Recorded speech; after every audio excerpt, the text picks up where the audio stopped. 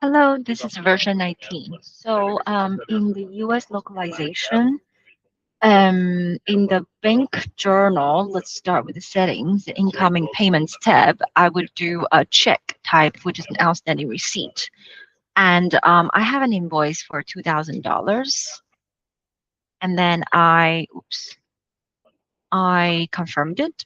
Then I click on the payment for the bank with check and then create a payment.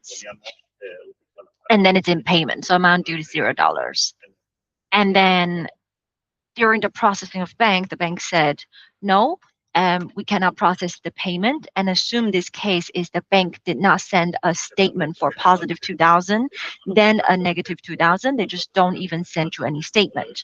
What you're going to do is that you're going to create another customer payment for send, which is the return of the payment earlier. And then it's also $2,000. And then you say, bank reject payment check and then confirm. And by doing that, if you go to journal item, group by account and partner, you will look at account receivable for these client new 12. You will see this 2000 and 2000 here.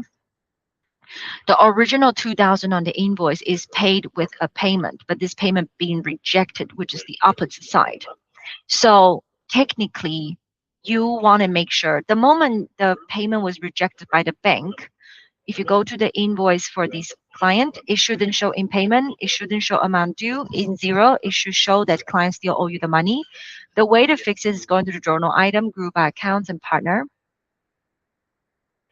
In here, we would reconcile this and then reconcile these two payments.